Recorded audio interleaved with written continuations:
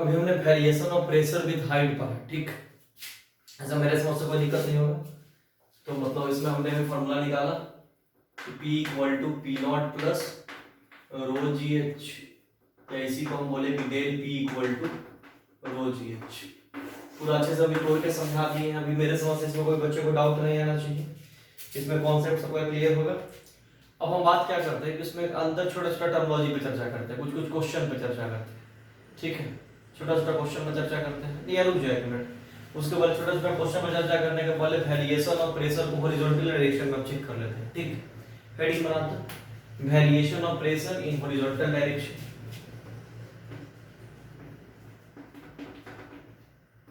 Variation of pressure in horizontal direction.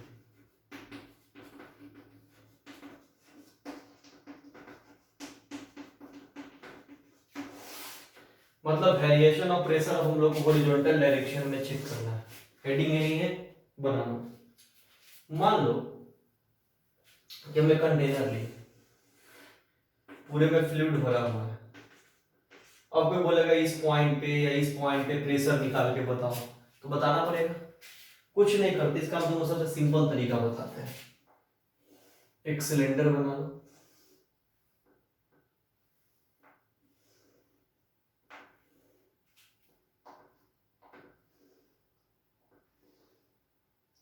अब गौर से देखो बच्चों, जैसे हमने सिलेंडर को बनाया, किसको बनाया, सिलेंडर को बनाया, तो खुद सोचोगे कि जैसे ही सिलेंडर को बना रहे हैं तो प्रेशर लगाने की बात आएगी, तो एक तरफ एटमॉस्फेरिक प्रेशर होगा।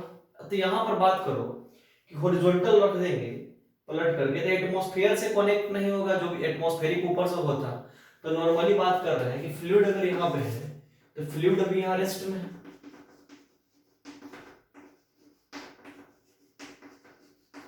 तो फ्लूइड जब रेस्ट में रहेगा, इसमें मेरे समझ से कोई दिक्कत नहीं होना चाहिए। तो यहाँ पर एक्सेलरेशन फ्लूइड का, नेट एक्सेलरेशन मतलब ए नेट जो होगा वह 0 होगा।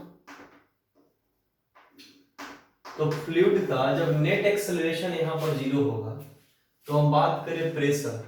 मान लो कि इस पॉइंट से इस डायरेक्शन में जो फोर्स P1, मान लो प्रेशर इस तरफ के लिए, P2 इस तरफ के लिए, तो इधर से जब फोर्स लगेगा तो फोर्स का मतलब प्रेशर इनटू एरिया। तो इस डायरेक्शन में जब फोर्स लगा, प्रेशर इनटू एरिया, मतलब P1A मान लो इधर से लगा और P2A इधर से लगा। दैट मींस कि ये भी एक तरीके का फोर्स है और ये भी एक तरीके का फोर्स है। खुद सोचो, तो जब ये दोनों फोर्स एक दूसरे को बैलेंस कर देंगे, जो दोनों फोर्स का नेट एक्सेलरेशन 0 है मतलब बराबर होगा, मतलब P2A बराबर हो जाएगा किसके, P1A के। तो खुद सोचो, A से A उड़ जाएगा, P2 इक्वल टू P1, एक सिंपल सा रिलेशन आ जाएगा। इसमें मेरे समझ से कोई दिक्कत नहीं होना चाहिए। मतलब आप एक बात याद कर लो कि हॉरिजॉन्टल डायरेक्शन में, आप ये बात याद कर लो कि हॉरिजॉन्टल डायरेक्शन में या हॉरिजॉन्टल लाइन पे या किसी भी फ्लूइड के एक हॉरिजॉन्टल लाइन, याद रख लो किसी फ्लूइड के एक हॉरिजॉन्टल लाइन के हर एक पॉइंट पे प्रेशर सेम होगा। कब, जब फ्लूइड रेस्ट में होगा। मतलब कि जैसे मान लो कि कंटेनर है और पूरे में फ्लूइड भरा हुआ है, पूरे में फ्लूइड भरा हुआ है और फ्लूइड रेस्ट में, फ्लूइड एट रेस्ट।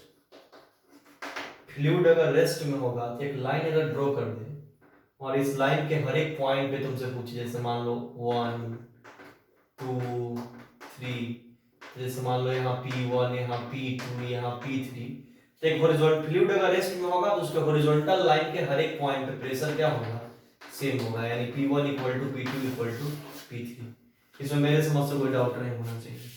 ये कॉन्सेप्ट आपका पूरा क्रिस्टल क्लियर होगा। यहाँ तक मुझे कोई डाउट नहीं होगा। जल्दी से लिखिए, एक तो छोटा छोटा क्वेश्चन करवाते हैं फिर आगे बढ़ते हैं। जल्दी लिखिए।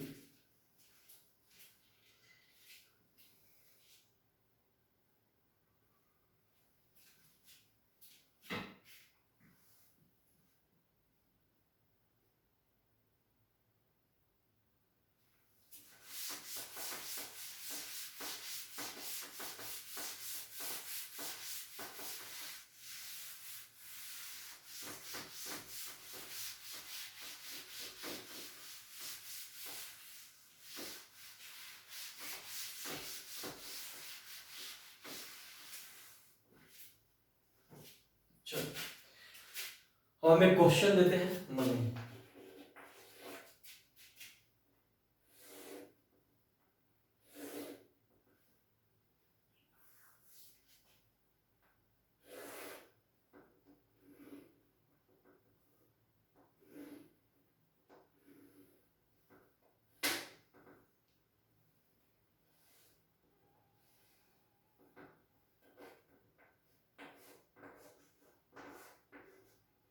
मान लीजिए कि सिलेंडर हमने बनाया जिसका हाइट हमने h ले लिया, ठीक।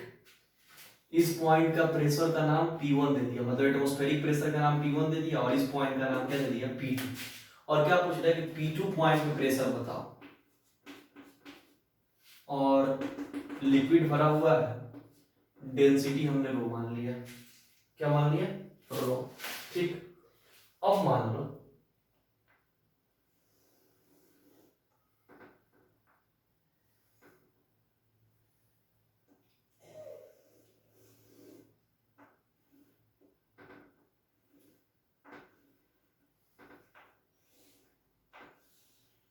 एक इस शेप का कंटेनर बना दिया, इसमें भी लिक्विड भर दिया, इसके लिक्विड की डेंसिटी को भी रो मान लिया, इस पॉइंट के प्रेशर को भी P1 मान लिया, इस पॉइंट के प्रेशर को P2 मान लिया, ठीक। और इस फिगर में भी इसका वर्टिकल हाइट अभी भी h दे दिया। क्वेश्चन कौन सुन लो कि इसका वर्टिकल हाइट भी h दे दिया और इसका वर्टिकल हाइट भी क्या दे दिया, h दे दिया। तो क्वेश्चन पूछ रहा है क्या कि इस पॉइंट का प्रेशर, जैसे मान लो इस पॉइंट का नाम दे दो a, या नाम कुछ और दे दो, जैसे x नाम दे दो, इस पॉइंट का नाम दे दो x और इस पॉइंट का नाम दे दो y। तो बता x और y दोनों पॉइंट का प्रेशर सेम होगा या अलग अलग होगा? सोचो, खुद सोचो।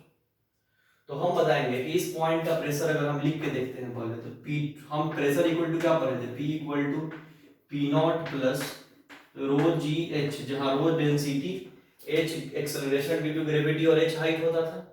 तो यहाँ खुद सोचो, और P0 एटमॉस्फेरिक, तो इसका एटमॉस्फेरिक कितना है P1, इस पॉइंट पे क्या है P2, डेंसिटी रो जी, हाइट यहाँ h, ये तो ये हो गया।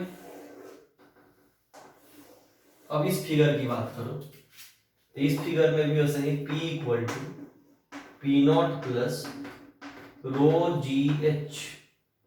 तो खुद सोचो P के जगह पर क्या लिखेंगे, P के जगह पर हम लिख लेंगे P2 यहां भी, P0 के जगह पर P1, density rho, acceleration due to gravity g, और हाइट तो यहां पर भी P1 और P2 के बीच यहां पर भी h है। मतलब क्या है कि दोनों पॉइंट का प्रेशर सेम हुआ। मतलब हम ये बात बोल सकते हैं कि xp मतलब pressure at x px equal to pressure at y। तो इस बात से क्या कंक्लूजन निकल रहा है? तो कंक्लूजन ये निकल रहा है कि जब भी फ्लूइड किसी कंटेनर के अंदर रखा होगा या किसी वेसल के अंदर रखा होगा, तो जब भी फ्लूइड किसी वेसल के अंदर रखा होगा तो फ्लूइड के शेप या साइज पे, सॉरी, फ्लूइड जब भी किसी कंटेनर या वेसल के अंदर रखा होगा तो वेसल के शेप या साइज पे कभी भी ये प्रेशर डिपेंड नहीं करेगा। प्रेशर जब भी डिपेंड करेगा तो वेसल के वर्टिकल हाइट पे। देख लो, इसका शेप कुछ और है, इसका शेप कुछ और है, लेकिन प्रेशर तो सेम आया। क्यों सेम आया? क्योंकि दोनों का वर्टिकल हाइट क्या है, सेम है, और डेंसिटी क्या है, सेम है। बात समझ में आ गया?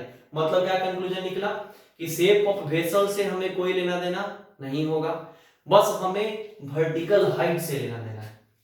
हम तो अपने समझ को तोड़ के समझा रहे हैं, डाउट तो नहीं होना चाहिए। मतलब हमें किससे लेना देना है, वर्टिकल हाइट से। इसमें मेरे समझ से कोई डाउट नहीं होगा। लिख लो, चाहे एक और क्वेश्चन से जल्दी से कर लेते हैं। जैसे मान लो हम एक दे, मान लो ये कंटेनर ले लो, इसमें पूरे में लिक्विड भर लो, ठीक, और इसका वर्टिकल हाइट मान लो h, और इस जगह पर प्रेशर P0 और इस जगह पर पॉइंट P, ठीक। मान लो एक इस शेप का ले लो, इस जगह पर P0, वर्टिकल हाइट h, इस जगह पर P, ठीक, और एक इस शेप का ले लो, ठीक, वर्टिकल हाइट h, इस पॉइंट पे पी नॉट और इस पॉइंट पर पी सी, और डेंसिटी सबका रो रो रो। अब बता P A P B P C अलग अलग या same? P A P B P C अलग अलग या सेम? फटाक से बोलोगे सर पी ए बराबर पी बी बराबर पी सी और सबके बराबर क्या होगा? तो पी नॉट प्लस रो जी एच। बोल क्लियर है कि नहीं? इसमें मेरे समझ से तो कोई डाउट? क्यों? कोई सारे कंटेनर का शेप अलग अलग है लेकिन डेंसिटी सेम है और वर्टिकल हाइट सबका क्या लिए है? सेम, इसलिए प्रेशर भी सबका क्या होगा? सेम। मतलब कि वेसल के शेप या साइज से हमें कोई लेना देना नहीं है, बस हमें वर्टिकल हाइट से लेना देना है। ये भी बात क्लियर हो गया? जल्दी छापो इसको, सारा पॉइंट्स को अपने पॉइंट मतलब हिंदी में जैसे मन अपने कॉपी में लिख लेना अपने मतलब भाषा में। फिर इसके बाद हम एक अच्छा क्वेश्चन करवाते हैं, जल्दी नोट करो इसको पहले, स्पीड में बच्चे नोट करो जल्दी इसको।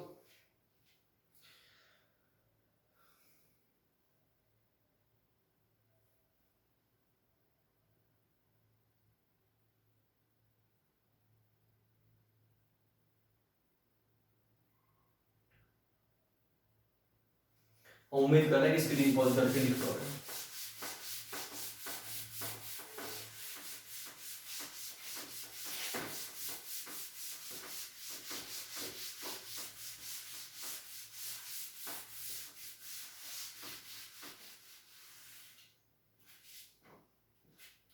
अब बात करते हैं क्या कि जैसे मान लो एक अच्छा क्वेश्चन दे रहे हैं, करो, सिंपल है। अच्छा क्या है, वे स्टार्टिंग लेक्चर में क्या लेवल पढ़ेगा?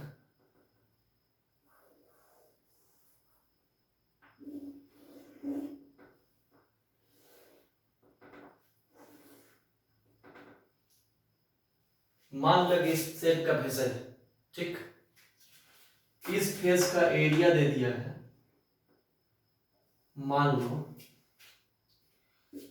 30 सेंटीमीटर स्क्वायर, ठीक। इसमें मेरे समझ से कोई दिक्कत नहीं होना चाहिए। इस फेस का एरिया दे दिया है 10 सेंटीमीटर स्क्वायर, ठीक है। वर्टिकल हाइट दे दिया है 8 सेंटीमीटर। इसमें मेरे समझ से कोई दिक्कत नहीं होना चाहिए। इसके अंदर पानी भरा हुआ है, वाटर, तो वाटर का डेंसिटी तुम लोग जानते हो, इसमें मेरे समझ से तो कोई दिक्कत नहीं होना चाहिए। वाटर यहाँ पर दे दिया हुआ है, इसमें कोई दिक्कत। और एटमॉस्फेरिक प्रेशर जो होगा वह पी नॉट होगा। एटमॉस्फेरिक प्रेशर अगर कुछ गिवन ना हो तो हम जानते हैं कि 1 atm प्रेशर जो होता है वही पहला बार ऐसे लिख दे रहे हैं 1 atm प्रेशर ही एटमॉस्फेरिक प्रेशर होगा। ये भी समझ में आ गया तुम लोग? कोई दिक्कत? तो बोल क्या रहा है कि नीचे से ऊपर की तरफ कितना फोर्स लगा रहा होगा ये लिक्विड, ये निकाल के दिखाना है। मतलब ये फोर्स का वैल्यू बताना है। मतलब ये जो साइड में एक मिनट लैंग्वेज में अच्छा प्रॉब्लम है ये, तो जो इसको पहले फिगर होना हम लैंग्वेज में लिख पाते हैं इसको।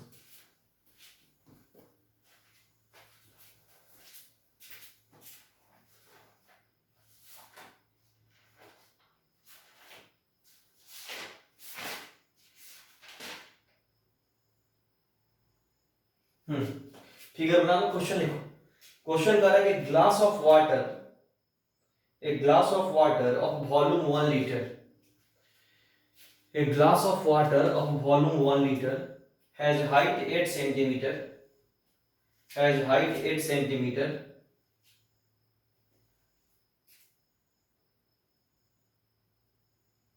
हो गया। तो क्वेश्चन क्या बोल रहा है कि find the force on the bottom of the glass. हाँ वही, यही सही बोल रहे थे, यही वाला फोर्स निकाल के दिखाना, जल्दी बनाओ, स्पीड।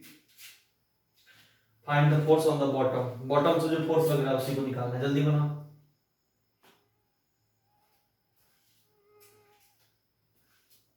तो स्क्रीन पॉज करके बनाते हैं ना, हम बना देते। देख भाई, वाटर दिया है, तो वाटर का डेंसिटी जानते हैं 1000 यानी 10 to the power 3 kg।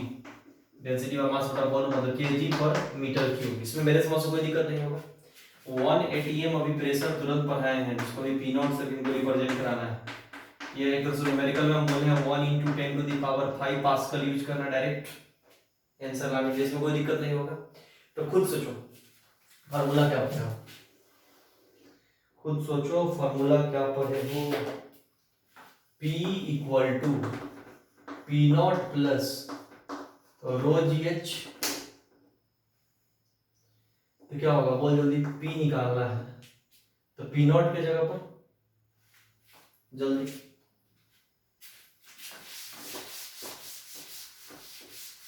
P not के जगह पर 1 एटीएम रख दोगे, तो पी नॉट के जगह पर जैसे ही 1 एटीएम रखोगे यानी क्या हो जाएगा 1 into 10 to the power 5, density के जगह पर 10 का पावर 3 मतलब 1000, जी के जगह पर 10, ये प्लस होगा बीच में जी, 10 का पावर 3 डेंसिटी, जी के जगह पर 10 और हाइट 8 सेंटीमीटर है यानी 8 into 10 to the power -2 metre.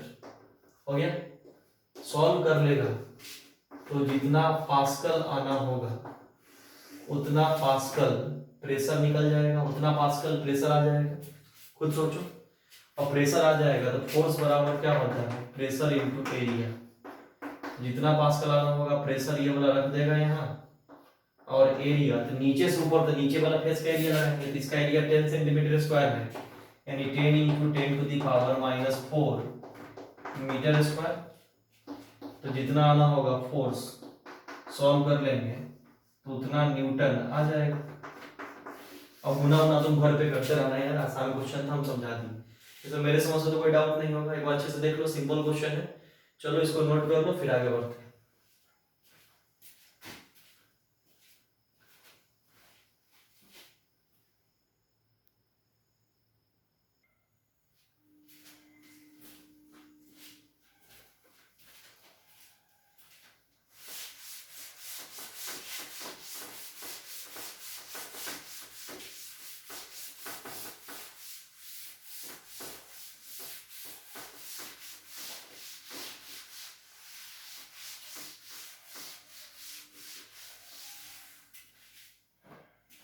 अब बात करते हैं क्या कि वेरिएशन ऑफ प्रेशर ही करेंगे लेकिन विथ एक्सेलरेशन, और एक्सेलरेशन के साथ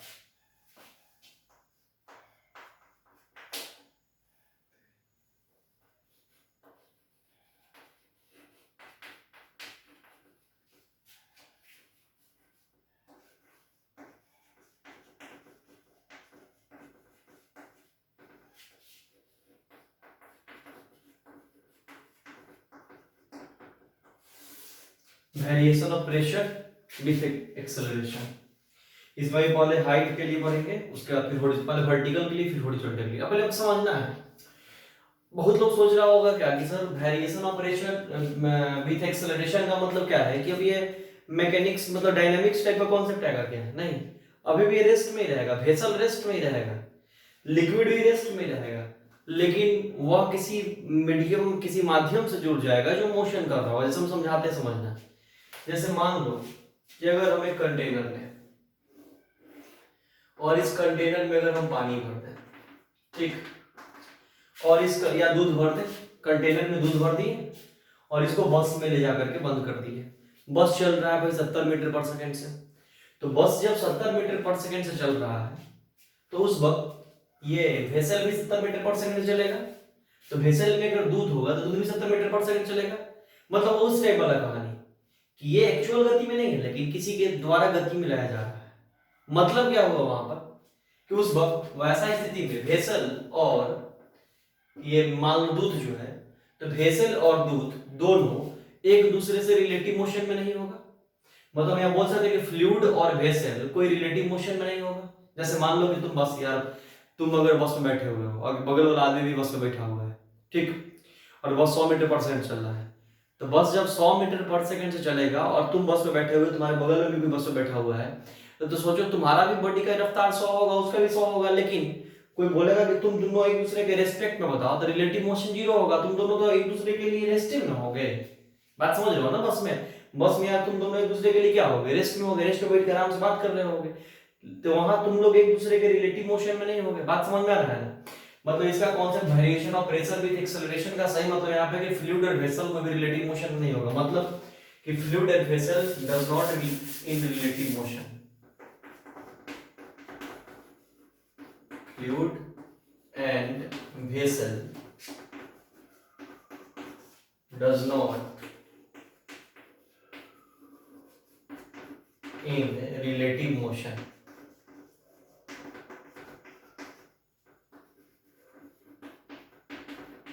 मतलब फ्लूइड और वेसल कोई रिलेटिव मोशन में नहीं होगा। बात समझ रहे हो ना? ठीक, कहानी को समझा दी किस तरह कहानी है। अब चलो इसको स्टार्ट करते हैं। पहले इसको लिख के हटा दे यार, गंदा लग रहा है।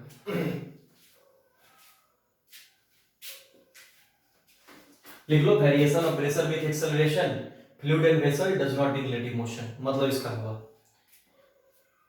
अभी भी स्टैटिक के अंदर ही कहानी है। चलो अब समझते हैं सीधा टॉपिक पे। मान लो कि हमने एक वेसल ले लिया, इसमें हमने फ्लूइड को भर दिया।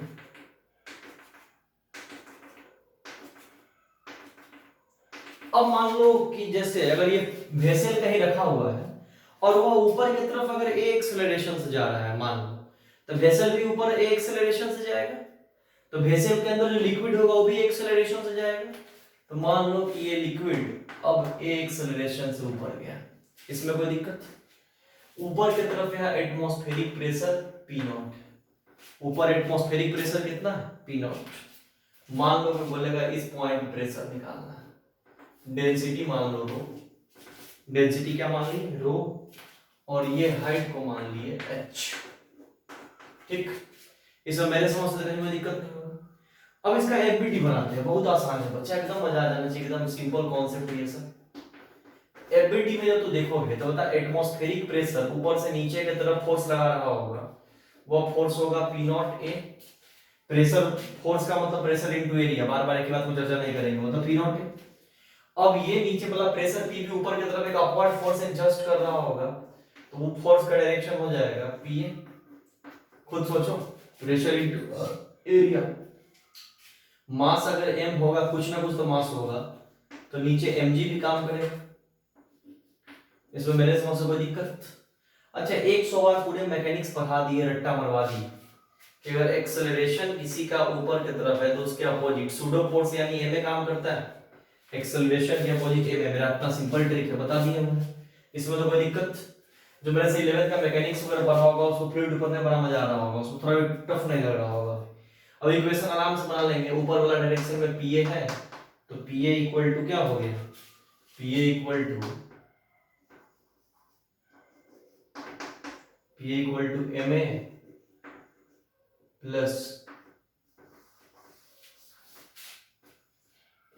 Plus P naught A plus M G. अब खुद सोच लो, PA equal to P naught A plus M common कर ले तो जी प्लस ए हो जाएगा। मास के जगह पर मास, तो डेंसिटी इंटू वॉल्यूम, तो डेंसिटी इंटू वॉल्यूम करेगा, और वॉल्यूम के जगह पर एरिया इंटू हाइट रख सकता है। अब एरिया बना करके नहीं दिखाया यार, बार बार क्या सिलेंडर काट करके बनाया, बात समझ में आ रहा होगा। मतलब यहाँ पर चाहे तो ऐसा लिख सकते हैं, P A equal to P naught A, और मास के जगह डायरेक्ट लिखेंगे डेंसिटी रो, एरिया के जगह पर मास के जगह पर डेंसिटी इंटू वॉल्यूम, तो वॉल्यूम के जगह पर एरिया इंटू हाइट h, और g प्लस ए, ऐसे लिख सकते हैं। अब खुद सोच लो, यहाँ ए कॉमन करके इधर से काट दोगे तो प्रेशर इक्वल टू क्या आ जाएगा बच्चे? P naught plus rho h g plus A, यानी P इक्वल टू आ गया P naught plus rho h g plus A. इसमें बच्चे मेरे समझ से कोई भी डाउट नहीं आना चाहिए, यानी P equal to P naught plus rho h g plus A आ गया। ये कॉन्सेप्ट मेरा 100% क्लियर होना चाहिए। अब तो बता कि जब एक्सेलरेशन नहीं था तो यही फार्मूला क्या आ रहा था? P equal to P naught plus rho G h, इस बार प्लस ए ऐड हो गया, मतलब प्रेशर पहले से बढ़ा या घटा? बोलेंगे बढ़ा।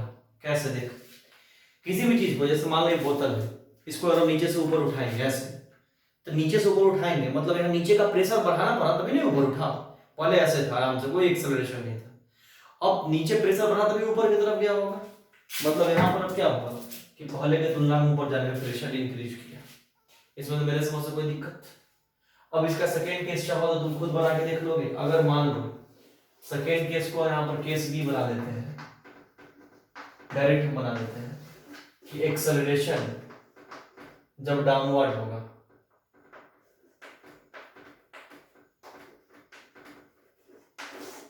खुद सोच कि जब एक्सेलरेशन नीचे की तरफ आ रहा होगा ए, तो इक्वेशन डायरेक्टली लिख देते, क्या पेंडिंग करते हैं, ऊपर ए में, ऊपर ए में, और बाकी इक्वेशन तो सेम वैसे ही रहेंगे, पी ए ऊपर, बाकी नीचे का क्या होगा, एम जी, एम ए ऊपर हो ही गया, पी नॉट ए नीचे होगा, नीचे की डायरेक्शन में, P naught A M G हो गया। तो क्या होगा equation, M A plus P A equal to M G plus P naught A. तो इसको जब तू सॉल्व कर लेगा तो इक्वेशन सेम आएगा, इस बार जी माइनस ए आएगा, सॉल्व करके देख ले, ऑनलाइन इसलिए बता देते हैं, कुछ कुछ को नहीं समझ में आया। अब मान लो यहाँ पर क्या करेगा, इसको इधर ले जाएगा, इसको इधर ले जाएगा, ठीक। तो क्या होगा, P A equal to M G minus M A plus P naught A. अब देख ले भाई, m कॉमन कर लेगा, g माइनस ए, m के जगह पर रो ए एच, डायरेक्ट लिख दे, पी ए इक्वल टू क्या हो जाएगा, m कॉमन कर लेगा तो m के जगह रो ए एच g माइनस ए, इसका क्या हो जाएगा, P naught plus P naught A plus P naught ए, ठीक। तो खुद सोच लो, ए और ए कट गया, तब यहां वैसी स्थिति में फिर P बराबर क्या है, P naught plus rho H G minus A. हम दोनों के बता दिए यार, बच्चा खुद समझ जाएगा कि सारा रिजल्ट सेम आएगा, खाली बस साइन डायरेक्शन चेंज हो रहा है इसलिए माइनस आ जाएगा। मतलब एक्सेलरेशन आने पे प्रेशर ऐसे निकालेंगे, दो इक्वेशन हमने बता दिया, इसमें मेरे समझ से कोई डाउट नहीं होना चाहिए, जल्दी लिखो पहले। और बहुत कॉन्सेप्ट का भी इंपॉर्टेंट चर्चा करना है, सबसे पहले इसको लिखो, इसका कैलकुलेशन में मेरे समझ से सिंपल इक्वेशन था, इसमें मेरे समझ से कोई तरह का दिक्कत नहीं होना चाहिए, जल्दी लिखो इसको।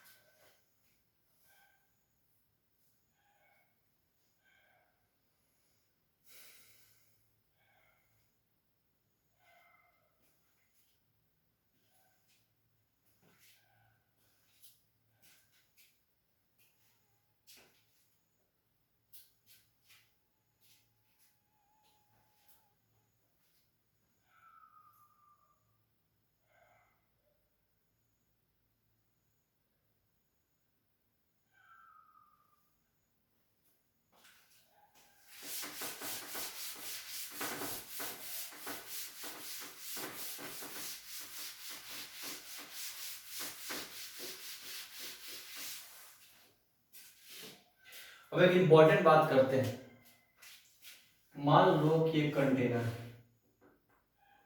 फ्लूइड अगर यहां अभी रेस्ट में होगा, रेस्ट, तो फोर्स बैलेंस्ड होगा, ऊपर जितना लगा उतना ही नीचे, तो एफ नेट किसके बराबर आ गया, 0 के बराबर, कोई दिक्कत। अब मान ले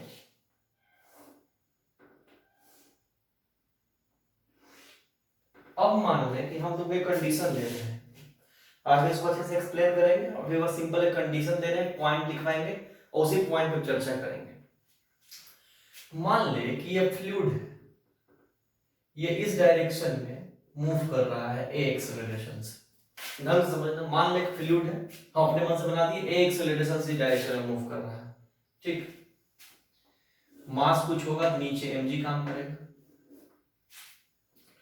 तो खुद सोच, फ्लूइड अभी ऐसे ऐसे था,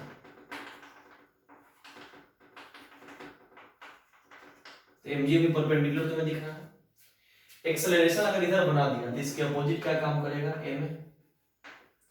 देख, एक फोर्स ma हुआ यानी सूडो हुआ और एक फोर्स mg हुआ, तो इस दोनों का F नेट वेक्टर पड़े हुए हो, F नेट तो ये हो जाएगा,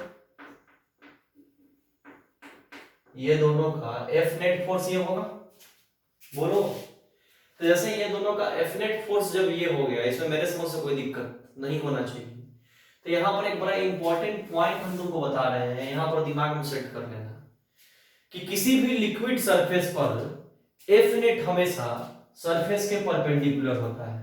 किसी भी लिक्विड, जैसे मान लो तुमको बोलेगा कि सरफेस का पहले किस शेप का सरफेस होगा, सरफेस ड्रॉ करो, पहले लिक्विड का सरफेस ड्रॉ करो, तो सबसे पहले तो एफ नेट निकाल लेना और याद रखना कि एफ नेट हमेशा सरफेस के परपेंडिकुलर होता है, हमेशा याद रख लेना एफ नेट। जैसे मतलब कि अगर यहाँ अगर सही फिगर कोई बोले बनाने को तो हम ऐसा बनाएंगे, सही फिगर बोलेगा तो ऐसा बना देंगे, मतलब हम बोलेंगे कि इसके अंदर फ्लूइड भरा होगा इस शेप में,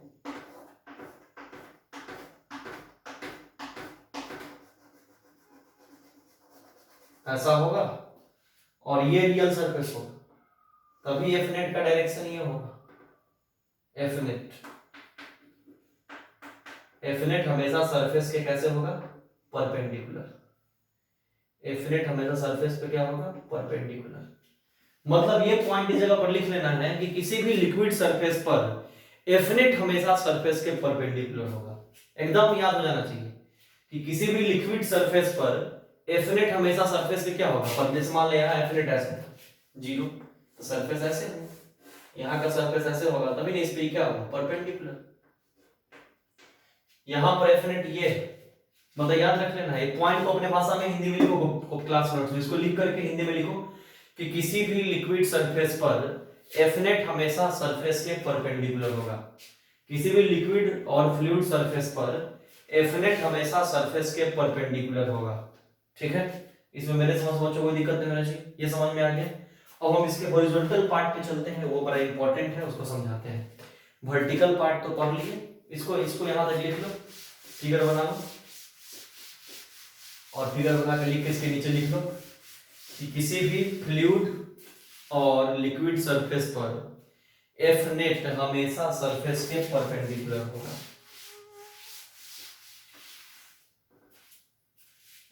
ठीक, इसमें कोई दिक्कत। अब बात करते हैं केस सेकेंड।